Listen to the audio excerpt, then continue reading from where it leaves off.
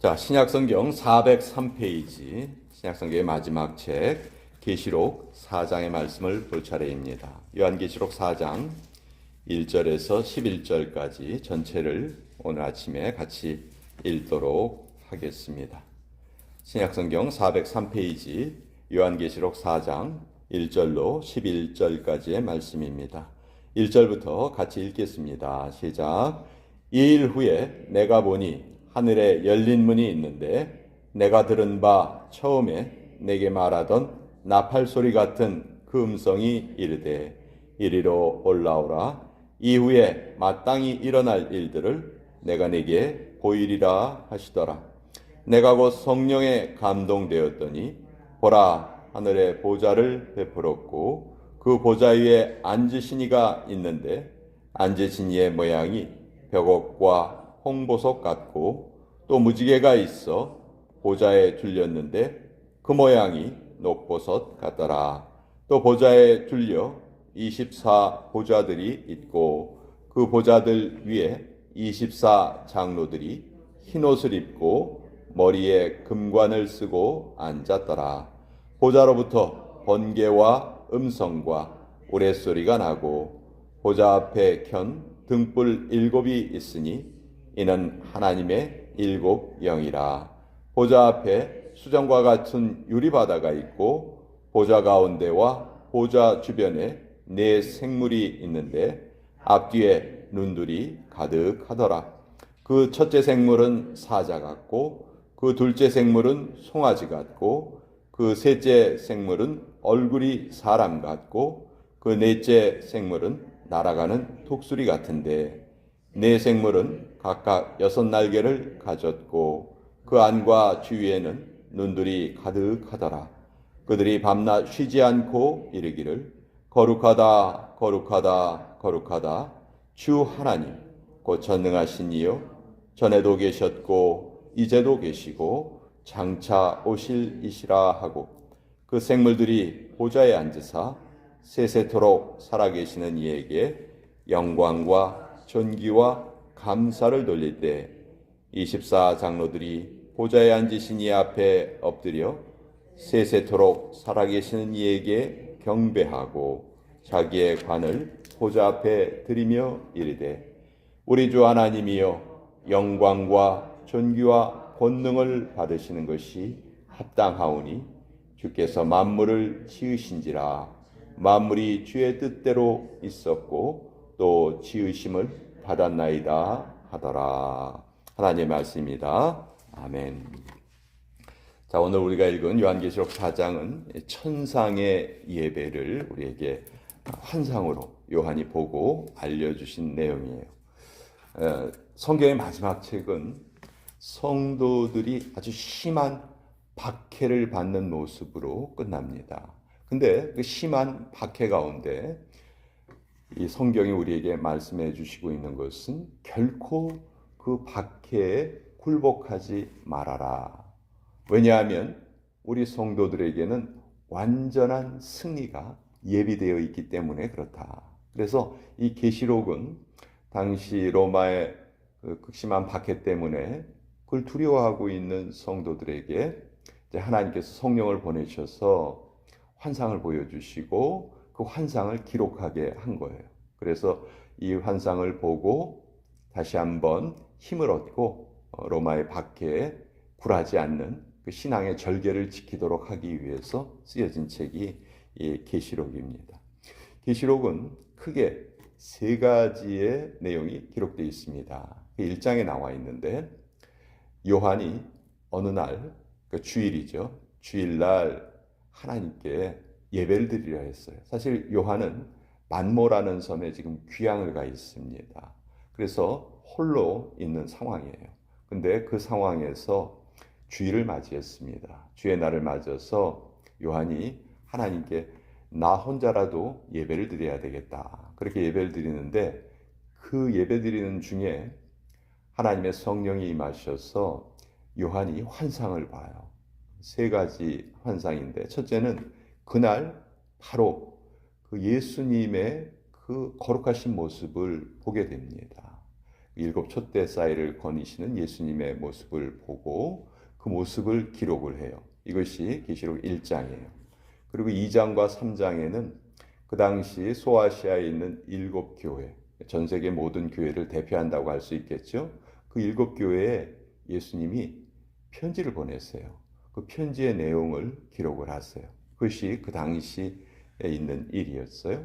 그리고 이제 4장부터 마지막 22장까지는 이제 장차 될 일, 장차 어떻게 예수님께서 이 땅에 재림하시고 악의 세력이 완전히 무너지고 어떻게 하나님의 백성들이 하나님과 함께 그 영원한 복락을 누리게 되는지가 이제 뒷부분에 적혀 있는 거예요.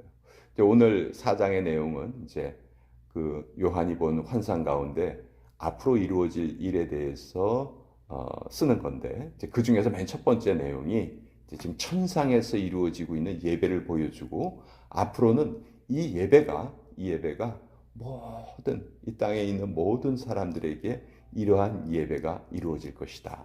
그래서 그 천상의 예배를 미리 보여주는 내용이에요. 자, 2절에 보면 내가 곧 성령에 감동되었더니 보라 하늘의 보좌를 베풀었고 그 보좌 위에 앉은 신이가 있다. 하늘의 보좌를 지금 성령께서 환상으로 보여주시는 거예요. 하나님의 보좌를 보았어요. 그 보좌 주변에 보석이 가득 장식되어 있고요. 4절에 보시면 또 보좌에 둘려 24 보좌들이 있고 그 보좌 주변에 하나님의 보좌 주변에 또 24개의 보좌가 있어요. 여기에 24이라는 표현은 12 더하기 12이죠. 여러분 이스라엘이 몇 지파로 이루어져 있어요? 12지파로 이루어져 있어요. 예수님의 제자들이 몇 명이에요? 12명이에요. 그러니까 신구약을 대표하는 그 두 숫자가 여기 더해져 있어요. 그러니까 이 24 장로라는 것은 신구약을 대표하는 하나님의 백성들을 상징적으로 말하는 거예요. 그 하나님의 백성들이 24 장로들이 흰 옷을 입고 머리에 금관을 쓰고 앉아 있어요. 자, 흰 옷을 입었다 하는 것은 모든 것이 다 깨끗하게 정결케 된 상태죠. 모든 죄로부터 완전히 그 죄 씻음을 받고 예수님의 은혜로 죄 씻음을 받고 흰 옷을 입고 또 금관을 쓰고 앉아 있어요. 관을 쓰고 있다는 것은 아무나 관을 쓰고 있는 게 아니잖아요. 아주 영광스러운 자를 뜻하는 것이죠. 자, 그래서 그들이 지금 무엇을 하고 있냐 하면 이제 하나님을 예배하기 위해서 지금 기다리고 있는데 근데 이 주변에 보좌 옆에 하나님의 7 영이 있어요. 하나님의 7 영이 있고 보좌 앞에는 수정과 같은 유리바다가 펼쳐져 있습니다. 자, 그리고 보좌 주변에는 4 생물이 여기에 있다. 6절이 그렇게 말하죠. 4 생물이 뭐냐면 사자, 송아지, 사람, 그리고 독수리.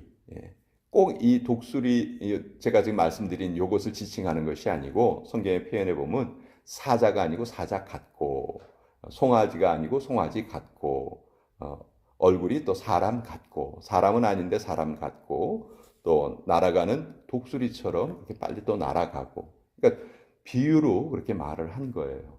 자, 이 4 생물의 이 표현이 4 생물을 지금 비유한 이 내용이 우리가 보통 사복음서를 지칭하는 별명이 되었죠.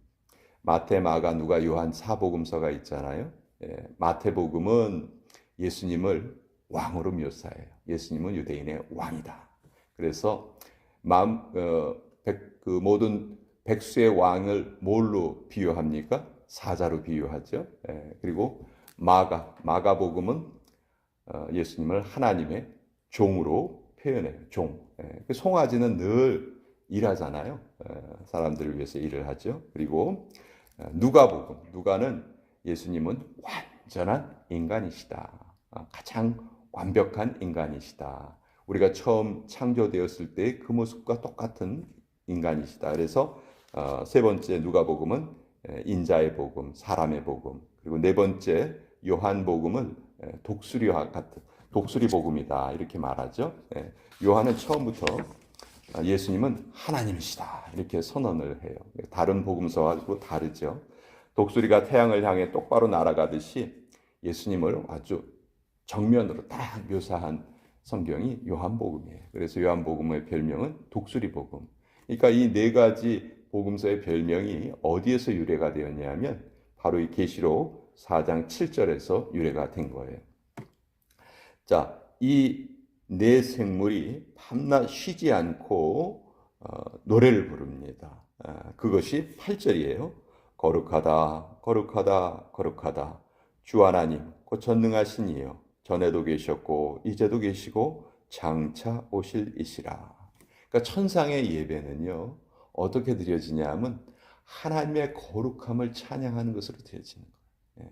하나님의 거룩함을 찬양하는 것으로 드려지고, 또 이때 이 생물들이 하나님께 찬양을 돌릴 때 10절과 11절이 요한계시록 4장의 이제 핵심인데 24 장로들이 지금 어떤 행동을 하는지 보세요.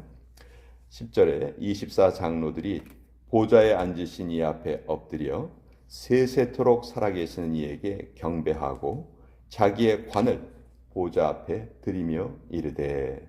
자, 24 장로들이 아까는 앉아 있었잖아요. 앉아 있었는데 이제는 자세가 어떻게 바뀝니까? 하나님 앞에 엎드려요. 엎드려 경배하고 또 자기가 관을 쓰고 있었어요. 근데 그 관을 어떻게 해요? 다 관을 벗어서 그걸 하나님 앞에 돌려드려요. 여러분, 요 두 가지 상징이 우리 예배의 가장 근간이 됩니다. 우리가 하나님께 예배를 드린다는 건 뭐냐면요, 엎드린다는 거예요.